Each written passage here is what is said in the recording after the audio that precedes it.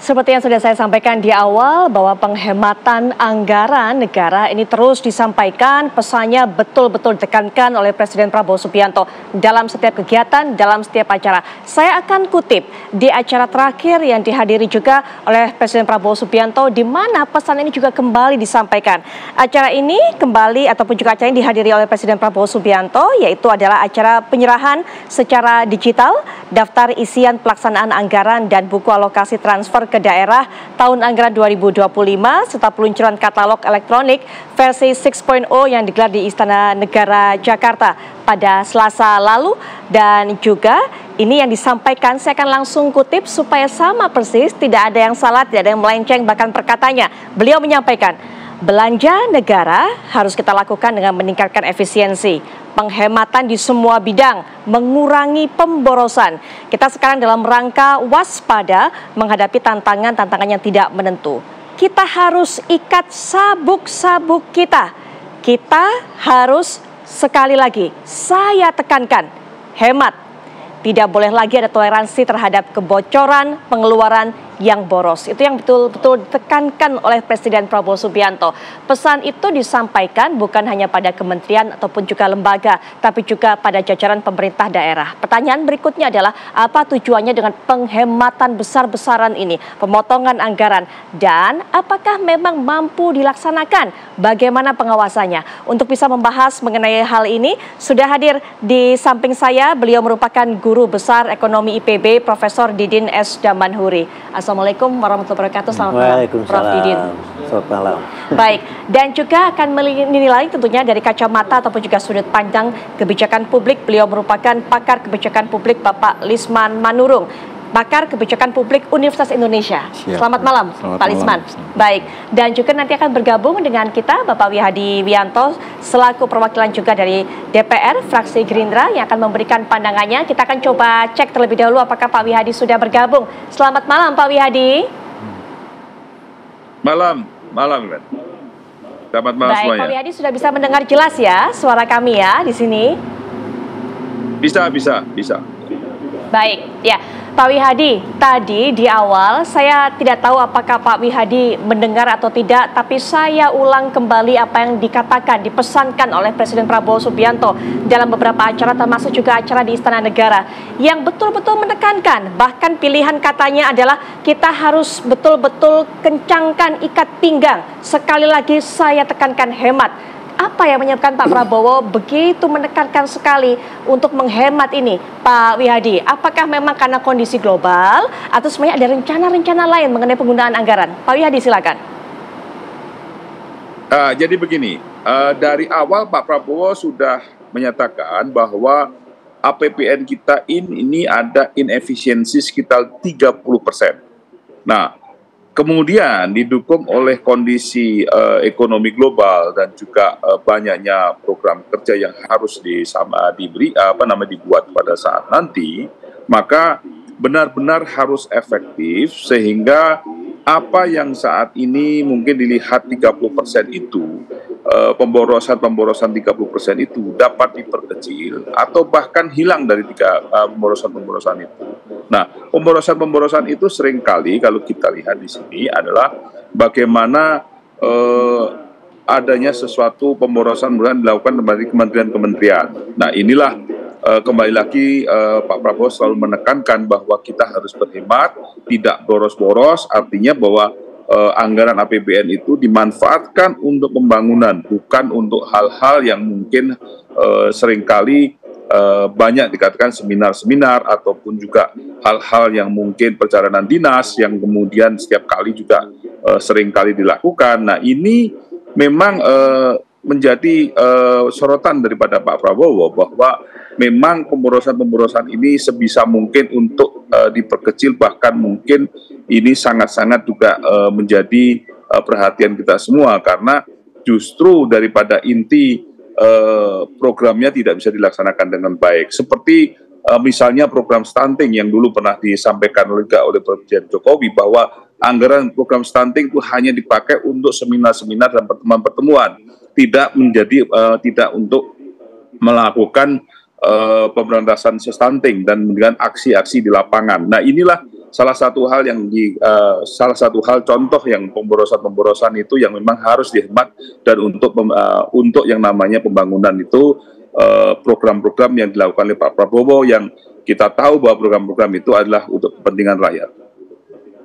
Baik, Pak Wihadi, bisa jelaskan juga kepada kita sebenarnya selama ini dinilai oleh Pak Prabowo Subianto ini sejauh mana kebocorannya, seberapa besar sampai Pak Prabowo ini concern betul. Karena kalau kita tahu seminar yang tadi dikatakan perjalanan dinas itu juga merupakan agenda penting yang harapannya juga akan ada feedback positif untuk pemerintahan kita. Tapi kalau tadi sampai mengetahui kejadian di lapangan, anggaran yang harusnya ini digunakan untuk mengatasi masalah stunting, tapi malah digunakan untuk hal seperti itu, kebocorannya sampai seberapa besar sebenarnya Pak Wihadi? Ya, yang dikatakan Pak Prabowo bahwa 30% daripada APBN kita itu adalah tidak efektif atau ada pemborosan sekitar 30%. Nah, ini 30% itu angka yang cukup tinggi kalau kita lihat dari postur anggaran kita, dan ini saya kira dengan 30% itu bisa membuat satu program yang sangat-sangat berguna bagi rakyat. Nah, Pak Prabowo melihat bahwa memang betul perjalanan dinas maupun seminar itu bukannya tidak mungkin dan bukannya tidak perlu, tetapi itu perlu mungkin diefektifkan, dan juga perlu yang namanya perjalanan dinas maupun seminar itu yang benar-benar bermanfaat dan benar-benar memberikan manfaat. Jadi kita melihat bahwa di sini anggaran yang 30% ini yang Pak Prabowo katakan bahwa ada pemborosan mungkin bisa dikurangi dan juga mungkin diefektifkan lebih jauh lagi, sehingga yang namanya APBN ini benar-benar berguna untuk pembangunan dan benar-benar sesuai dengan peruntukannya, dan ini adalah merupakan sesuatu hal yang sangat-sangat diharapkan oleh masyarakat kita. Baik Pak Wihadi, kita sudah dapatkan angkanya Prof. Pak Lisman, sampai 30% kebocoran digunakan untuk hal-hal yang tidak efektif, bukan menyalahi aturan, tapi tujuannya itu tidak untuk masyarakat, tidak bawa manfaat. Bagaimana melihat ini Prof? Ya, kalau saya malahan setelah 30% itu kan sebenarnya benchmark waktu zaman Orde Baru itu, dari Profesor Sumitro dan ICOR Analysis namanya. Incremental Capital Output Ratio, bocornya itu 30%.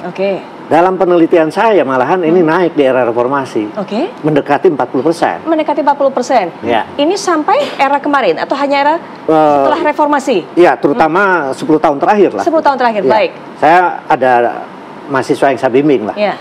Nah, jadi sebenarnya kompleks yang disebut kebocoran itu. Ada yang tidak efektif kayak tadi contoh-contoh dari Pak Wihadi, tapi ada juga yang memang pihak internal maupun eksternal memanfaatkan APBN untuk penyimpangan. Contohnya, walaupun itu bisa dikatakanlah waktu BPK atau BPKP misalnya itu formalnya seperti tidak ada penyimpangan gitu. Nah, jadi artinya mengelabui sistem. Ya, jadi contoh begini. Karena saya pernah 6 tahun di birokrasi di eselon 1 saya. Jadi di internal yang lebih berat ini. Jadi mereka sudah nandai nih. Misalnya sebuah departemen sekian. Itu sejak awal sudah ditandai bahwa kira-kira mereka katakanlah sekitar 20% ini sudah terdistribusi. Jadi yang efektif hanya 80% sebenarnya, yang jadi anggaran itu, dan bisa di departemen lain bisa lebih lagi. Itu di internal. Maaf, itu dari mulai yang pejabat-pejabat yang tinggi sampai ke eselon-eselon gitu. Nah, ini yang internal sebenarnya harus diselesaikan dengan BPKP, bahkan dengan BPK untuk ada indeks keberhasilan pengukuran. Jadi menteri diminta supaya kalau ditemukan kebocoran, dan saya kira BPKP punya data BPK, kebocoran per kementerian itu, lembaga-lembaga non kementerian itu mereka kalau ternyata 30%, kalau perlu perintahkan hanya 10% misalnya gitu, itu sudah luar biasa itu. Tapi dari eksternal juga itu, maaf ya, di Banggar itu sudah ada pembicaraan. Pembicaraannya apa, Prof? Deal. Yang deal antara kementerian dengan Banggar. Kementerian dengan Banggar, iya. Agar kemudian dananya cair, sehingga harus apa? Nah, dan nanti yang sudah pakai bintang itu, ya untuk pihak-pihak mereka yang sudah deal itu. Ini harus diselidiki. Gampangannya uang persenannya untuk mereka, ya, begitu gampangannya. Semacam begitulah. Oke. Itu kebocoran juga. Itu DPR. Belum, maaf, para katakanlah pengusaha-pengusaha tertentu, ya, itu sudah deal dengan DPR bahwa misalnya APBN-nya jatuh ke proyek-proyek itu ke mereka. Jadi agak berbagai modus di mana kebocoran itu tidak semata-mata katakanlah tidak efektif. Itu bahasa saya itu tidak efektif tadi. Misalnya tadi dipakai seminar yang berlebihan, ya, perjalanan yang berlebihan. Itu internal. Internal. Tapi ada faktor eksternal yang plus ternyata yang internal yang lain yang dibintangin tadi. Ya. Jadi masing-masing sudah memperoleh jatah. Ada jatahnya di kementerian-kementerian itu. Ada hubungannya juga dengan Banggar. Itu DPR. Internal. Ya. Ini yang menurut saya kebocoran lebih serius. Oke, baik. Nah, yang eksternal. Dua jalur. Satu, deal antara orang Banggar dengan kementerian dan non-kementerian. Plus pengusaha-pengusaha yang sudah menandai bahwa proyeknya itu jatuh ke dia. Itu adalah deal dengan juga Banggar. Pihak-pihak yang di legislatif lah. Dan itu terjadi juga di daerah-daerah. Baik, tingkat provinsi, begitu kan? Kemudian sampai tingkat kota, kabupaten. Juga. Baik, kita punya dapatkan catatan dari Prof. Langsung saja diberikan tanggapan oleh Pak Wihadi. Silakan Pak Wihadi, karena ada sangkut pautnya tadi masalah Banggar, DPR, kemudian juga kebocoran tadi. Ternyata ada hubungannya juga dengan pihak eksternal, non pemerintah ataupun juga non DPR tadi. Silakan, Pak Wihadi. Jadi begini ya. Jadi begini. Halo? Ya, silakan Pak Wihadi teruskan, kami mendengar. Ya. Nah, jadi begini, yang dimaksud itu apa yang disampaikan oleh Prof tadi adalah bagaimana proses daripada anggaran. Sejauh yang kami tahu bahwa proses anggaran di DPR itu dengan rapat-rapat itu juga sudah jelas bahwa apa yang disampaikan oleh proses daripada anggaran itu, misalnya itu proses daripada biaya belanja modal, belanja barang, terus kemudian belanja pegawai. Nah ini ketidakefektifan ini kan 30% itu kan menjadi sesuatu hal yang terjadi. Kalau saya sampaikan tadi, banyak yang memang program-program yang tidak berjalan dengan baik tetapi anggarannya ada. Nah ini semuanya memang dibahas di dalam anggaran di DPR, dan kami sebagai legislatif itu memang membahas daripada anggaran itu dengan eksekutif itu sangat transparan. Setiap kementerian kemudian mengajukan juga anggaran-anggarannya dan sesuai dengan peruntukannya. Dan perlu diketahui bahwa DPR itu sudah tidak masuk kepada satuan 3, jadi sudah tidak sampai kepada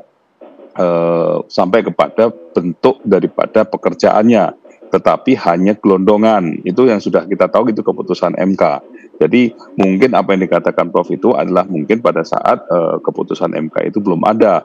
Tetapi sekarang ini kita sudah tidak lagi berhubungan dengan hal-hal seperti itu. Kita hanya berbicara mengenai masalah anggaran itu adalah gelondongan dengan kementerian dan juga peruntukan daripada mata anggarannya itu jelas belanja modal, belanja pegawai, dan belanja barang. Nah ini Pak Prabowo melihat juga bahwa kebocoran itu yang dinyatakan 30% itu adalah secara global semuanya, bahwa ada ketidakefektifan daripada penggunaan daripada anggaran itu. Ini kita bicara tidak efektif penggunaan daripada anggaran itu.